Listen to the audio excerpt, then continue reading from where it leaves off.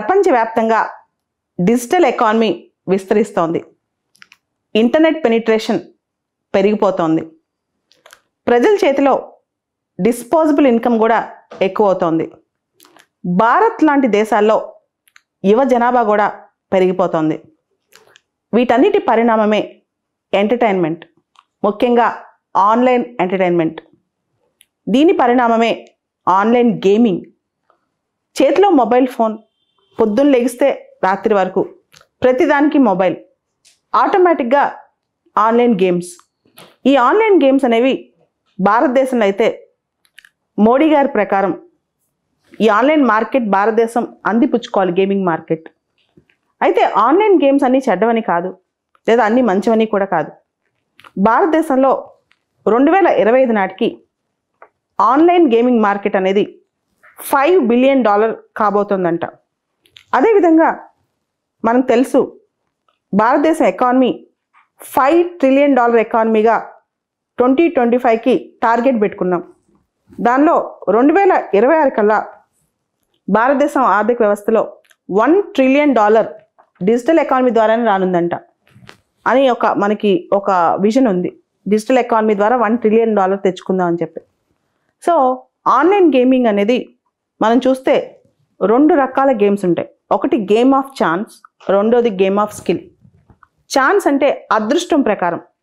తీన్ పత్తి ఉందనుకోండి, అది game of chance. Russian Rowlatt ఉందనుకోండి, అది గేమ్ ఆఫ్ ఛాన్స్. అంటే కేవలం అది గ్యాంబ్లింగ్ అనమాట, అదొక జూదం లాంటిది. గేమ్ ఆఫ్ స్కిల్ అంటే మన యొక్క స్కిల్ కొంత ఆధారపడి ఉంటుంది. ఉదాహరణకి చెస్ గేమ్, ఆన్లైన్ చెస్ కానీ, ఆన్లైన్ రమ్మీ కానీ, ఆన్లైన్ పోకర్ కానీ, ఫ్యాంటసీ గేమ్స్ కానీ, ఇవన్నీ కూడా. సుప్రీంకోర్టు ప్రకారం గేమ్ ఆఫ్ స్కిల్ అనేది మన రాజ్యాంగంలో ఆర్టికల్ 19(1)Gలో ఎలో అయింది. కాబట్టి గేమ్ ఆఫ్ స్కిల్స్ని మనం బ్యాన్ చేయాల్సిన అవసరం లేదు. కానీ గేమ్ ఆఫ్ ఛాన్స్ అనేది గ్యాంబ్లింగ్ అనమాట, అదొక జూదం లాంటిది. వాటిని ఇల్లీగల్గా చెప్పాల్సిన ఆవశ్యకత ఎంతైనా ఉంది అని చెప్పి. సో బ్రిటిష్ వాళ్ళ కాలంలోనే భారతదేశంలో దీనికి సంబంధించి ఒక చట్టం ఉంది, పబ్లిక్ గ్యాంబ్లింగ్ యాక్ట్ 1867 అని చెప్పి. ఈ చట్టం ఇంకా మనకి ఉందన్నమాట. అయితే ఆన్లైన్ గేమింగ్లో రకరకాల కంటెంట్ ఉంది. మీరు చూస్తుంటారు, చిన్నపిల్లలు చూస్తుంటారు, గన్నులు పెట్టి కాల్ చేస్తూ పరిగెట్టుంటాం. వాయిలెన్స్ని అంటే చిన్నప్పటి నుంచే మనలో ఒక వాయిలెంట్ యాటిట్యూడ్ని ప్రమోట్ చేయటం. తర్వాత అడిక్టివ్ గేమ్స్, బ్లూ వేల్ ఛాలెంజ్ అని అప్పుడు ఒకటి వచ్చింది, అది మనం అడిక్ట్ అయిపోతాం దానికి. తర్వాత అడల్ట్ సెక్షువల్ కంటెంట్ ఉన్న గేమ్స్ కూడా వస్తున్నాయి అన్నమాట. సో వీటన్నిటిని నియంత్రించాల్సిన అవసరం ఎంతైనా ఉంది. అయితే భారతదేశంలో మనకి ఇన్ఫర్మేషన్ టెక్నాలజీకి సంబంధించి information technology intermediary liability and digital media ethics code rules 2021 అని ఉన్నాయి. దానిలో సోషల్ మీడియా ఉంది, ఓటీటీ ప్లాట్ఫామ్స్ ఉన్నాయి. ఇప్పుడు కొత్తగా ఈ ఐటీ రూల్స్ని అమెండ్ చేస్తూ ఆన్లైన్ గేమింగ్ పెట్టాలన్న ప్రపోజల్ ప్రభుత్వం దాని మీద కామెంట్స్ కోరిందనమాట. సో మొత్తం ఈ అంశం మీద, ఇన్ఫర్మేషన్ టెక్నాలజీ రూల్స్ అంశం మీద నోడల్ ఏజెన్సీ ఏంటంటే ministry of electronics and information technology వాళ్ళు దీనికి సంబంధించి మిగతా అంశాలన్నీ చూస్తుంటారు. అది నోడల్ మినిస్ట్రీ అనమాట. సో ఆన్లైన్ గేమింగ్ సంబంధించి ఏ ఆన్లైన్ గేమ్స్ నిషేధం అంటే దాన్ని ఎటువంటి గైడ్లైన్స్ పాటించాలనే దాని మీద ఇన్ఫర్మేషన్ టెక్నాలజీ రూల్స్ రూల్స్ రాబోతున్నాయి అనమాట.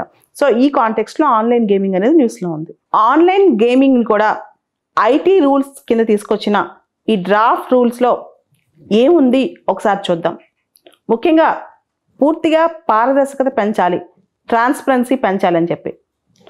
ఒక డెవలపింగ్ కంపెనీ ఆన్లైన్ గేమ్ని డెవలప్ చేసి ఇంకొక కంపెనీ అంటే ఏదైనా ప్లాట్ఫామ్కి ఇస్తుంది అనుకోండి, ఆ ప్లాట్ఫామ్ తన ప్లాట్ఫామ్లో దాన్ని పబ్లిష్ చేస్తాయి. ఎప్పుడైతే పబ్లిష్ అవుద్దో అంతకంటే ముందు సెల్ఫ్ రెగ్యులేటరీ మెకానిజం లేదా సెల్ఫ్ రెగ్యులేటరీ బాడీ ఈ గేమ్ సంబంధించి పూర్తి స్థాయిలో ఒక రెగ్యులేషన్ చూడాలి. అంటే ఆ గేమ్ వాయిలెంట్ కంటెంట్ ఉందా, సెక్షువల్ కంటెంట్ ఉందా, అడిక్టివ్ కంటెంట్ ఉందా అని. ఒకవేళ అలాంటి కంటెంట్ ఉంటే రెగ్యులర్గా గేమ్లో వార్నింగ్స్ వస్తూ ఉండాలన్నమాట. రెగ్యులర్గా ఆ గేమ్లో కింద రాస్తూ ఉండాలి. తర్వాత గేమ్ సంబంధించి పూర్తి స్థాయి సమాచారం తెలుసుకున్న తర్వాతే ఆ గేమ్ని పబ్లిష్ చేయాలి. సో ఇది ఫస్ట్ థింగ్, రూల్స్లో వచ్చిన first thing self regulatory body అనేది ఒకటి తీసుకురావాలి. రెండోది, ఈ ఎవరైతే గేమ్స్ చేస్తారో కంపెనీస్ అన్నీ కూడా రిజిస్టర్ అయి ఉండాలన్నమాట. గేమ్స్ తయారు చేస్తారో డెవలప్ చేస్తారో దాంతోపాటు ఈ మొత్తం ఈ ట్రాన్స్పరెన్సీ ప్రమోట్ చేయడానికి వీళ్ళు లా ఆఫ్ ద ల్యాండ్ అంటే ప్రతి గేమ్ కూడా లేదా గేమ్ తయారీ సంస్థ కూడా చట్టాలు పాటిస్తున్నారా లేదా, ఆ గేమింగ్ సంబంధించిన అన్ని అంశాలు సరిగ్గా ఉన్నాయి లేదా, ఐపీసీకి వ్యతిరేకంగా ఉన్నాయి, ప్రతిదీ చూస్తారనమాట. దాన్ని కంప్లై చేస్తున్నారా లేదా అని చీఫ్ కంప్లైయన్స్ ఆఫీసర్ ఉండి మొత్తం దీన్ని కంప్లై చేస్తున్నారా లేదా గమనిస్తుంటారు. దాని తర్వాత గేమింగ్ సంబంధించిన ఏ ప్రాబ్లమ్స్ ఉన్నా సరే chief grievance officer, grievance redressal mechanism ఉంటుంది, దానికి చీఫ్ గ్రీవెన్స్ ఆఫీసర్ కూడా ఉంటారనమాట. వాళ్ళు ప్రతి గ్రీవెన్స్ని ట్రాక్ చేస్తారు, ట్రేస్ చేస్తారు. సో ఎప్పుడైతే కంపెనీ ఇలాంటివన్నీ పాటిస్తుందో అప్పుడే ఆ కంపెనీకి, అంటే ఏదైతే ప్లాట్ఫామ్ పాటిస్తుందో ఆ ప్లాట్ఫామ్కి ఐటీ యాక్ట్ సెక్షన్ 79 కింద ఇమ్యూనిటీ ఉంటుంది. మనందరూ తెలుసు ఐటీ యాక్ట్లో సెక్షన్ 79 ఇమ్యూనిటీస్ గురించి చెప్తుంది. అంటే ఏదైతే ప్లాట్ఫామ్స్ ఉన్నాయో అవి ఓన్లీ ఇంటర్మీడియరీస్ లాగా వ్యవహరిస్తాయి. దానిలో ఉన్న కంటెంట్కి, దానిలో చేసే తప్పులకి బాధ్యత వహించు. ఉదాహరణకి ఫేస్బుక్లో ఎవరో ఏదో రాశారు, ఆ రాసిన వాళ్ళు తప్ప, ఫేస్బుక్ తప్ప. అంటే ఎప్పుడైతే ఫేస్బుక్ అన్ని నామ్స్ పాటించుద్దో అప్పుడు రాసిన వాళ్ళది తప్పండి. అలాంటి ఎగ్జామ్షన్స్ ఉన్నాయన్నమాట. సో ఈ గేమింగ్ ప్లాట్ఫామ్స్ కూడా ఎగ్జామ్షన్స్ రావాలి అంటే ట్రాన్స్పరెన్సీ ప్రమోట్ చేస్తే సెల్ఫ్ రెగ్యులేటరీ మెకానిజం కానీ, చీఫ్ కంప్లైన్స్ ఆఫీసర్ కానీ, చీఫ్ గ్రీవెన్స్ ఆఫీసర్ కానీ, ఈ సిస్టమ్ మొత్తం ఉండాలన్నమాట. దాంతోపాటు కేవైసీ నామ్స్ కూడా, ఎవరైతే గేమ్స్లో రిజిస్టర్ అవుతున్నారో వాళ్ళు రెస్పాన్సిబుల్ గేమింగ్ బిహేవియర్ లేదా అప్రాపరియేట్ గేమింగ్ బిహేవియర్ చూపిస్తామని చెప్పి వాళ్ళు కేవైసీ నామ్స్ అన్నీ ఫిల్ చేసి ఉండాలి. దానిలో ప్రాపర్గా వాళ్ళు రిజిస్టర్ అయి ఉండాలన్నమాట. సో మనకు తెలుసు భవిష్యత్తులో గేమింగ్ ఇండస్ట్రీ అనేది భారతదేశంలోనే $5 బిలియన్ ఇండస్ట్రీ కాబోతుంది 2025 కల్లా. అంటే gaming industry as such is not bad. అయితే ఇలాంటి రూల్స్ రెగ్యులేషన్స్ రావడం వల్ల గేమింగ్ ఇండస్ట్రీ బాగా గ్రో అవుతుంది, పాజిటివ్గా గ్రో అవుతుంది, అండ్ మంచి గేమ్స్ డెవలప్ అవుతాయి, అండ్ ప్రాపర్ సెటప్లో ప్రాపర్ స్ట్రక్చర్గా ఉంటుంది అనమాట. రెండోది గేమింగ్ ఇండస్ట్రీలో ఇన్వెస్ట్మెంట్స్ పెరుగుతాయి, ఇన్వెస్టర్ కాన్ఫిడెన్స్ పెరుగుద్ది, గేమింగ్ ఇండస్ట్రీలో పెద్ద పెద్ద కంపెనీస్ వస్తాయి, జాబ్స్ గ్రో అవుతాయి. తర్వాత ప్రజల్లో, యూత్లో ముఖ్యంగా అప్రాపరియేట్ గేమింగ్ బిహేవియర్ వస్తుంది అనమాట. దాంతోపాటు బయట నుంచి వచ్చే గేమింగ్ ప్లాట్ఫామ్స్ వాళ్ళు మనల్ని ఎడిక్టెడ్గా మార్చడం ఇలాంటివన్నీ తగ్గిపోతాయి అనమాట. యాంటీ నేషనల్ ఇల్లీగల్ యాక్టివిటీస్ కూడా తగ్గిపోతాయి. ఆల్రెడీ తెలంగాణ ఈ గేమింగ్ యాక్ట్ 1974 కింద తెలంగాణలో ఆన్లైన్ రమ్మీ బ్యాన్ చేశారు. తెలంగాణలో కాదు, చాలా రాష్ట్రాలు, ఏపీ, ఒరిస్సా, కర్ణాటక, అస్సాం, మేఘాలయ, నాగాలాండ్, సిక్కిం ఇలాంటి రాష్ట్రాల్లో ఆన్లైన్ రమ్మీ ఆల్రెడీ బ్యాన్ అయిపోయింది అనమాట. అయితే చైనా లాంటి దేశాల్లో కొన్ని ఉన్నాయన్నమాట, కొన్ని మెకానిజమ్స్ ఇంకా బాగున్నాయి. ఉదాహరణకి ఒక ఎడిక్టివ్ గేమ్ చాలాసేపు ఆడుతున్నారు అనుకోండి, 1 గంటకు పైగా ఆడుతున్నారు, 2 గంటల పైగా ఆడుతున్నారు, కొంత నిర్దిష్ట సమయం తర్వాత అది లాక్ అయిపోద్ది అనమాట గేమ్. ఇలాంటి రూల్స్ తీసుకొస్తుంటే భవిష్యత్తులో అలాంటివి కూడా మెకానిజమ్స్ మనం చేయొచ్చు. తమిళనాడు లాంటి గవర్నమెంట్ మాత్రం గేమింగ్స్ మీద, ఆన్లైన్ గేమింగ్స్ మీద చాలా స్ట్రిక్ట్ సర్వీలెన్స్ ఉండాలి, రూల్స్ చాలా స్ట్రిక్ట్గా ఉండాలని చెప్పింది. ఎక్కువ స్ట్రిక్ట్నెస్ కాకుండా బ్యాలెన్స్ చేస్తూ, అంటే రూల్స్ మిస్యూజ్, అంటే ఆన్లైన్ గేమింగ్కి ఎడిక్షన్ కాకుండా, బ్యాడ్ గేమ్స్ రాకుండా, లేదా అడల్ట్ కంటెంట్ రాకుండా ఇలాంటివి చూడాలి. కానీ online gaming as such is not bad అని కూడా తెలియాలి. ఓవరాల్గా ఆన్లైన్ గేమింగ్లో రెగ్యులేటరీ వ్యాక్యూమ్ అనేది ఉంది. అదేవిధంగా ఆన్లైన్ గేమ్స్ మనం ఇంకా ప్రిడిక్ట్ చేయలేదు కాబట్టి అది ఏ లిస్ట్లోనూ సరిగ్లేదు. అట్లా చూసుకుంటే రెసిడ్యూరీ పవర్స్లోకి వస్తాయి. స్టేట్ లా చేస్తుంది, ఇప్పుడు సెంట్రల్ లా చేస్తుంది. మనం లాటరీస్ లాంటివి చూసామనుకోండి, అవి స్టేట్ లిస్ట్లో ఉన్నాయి.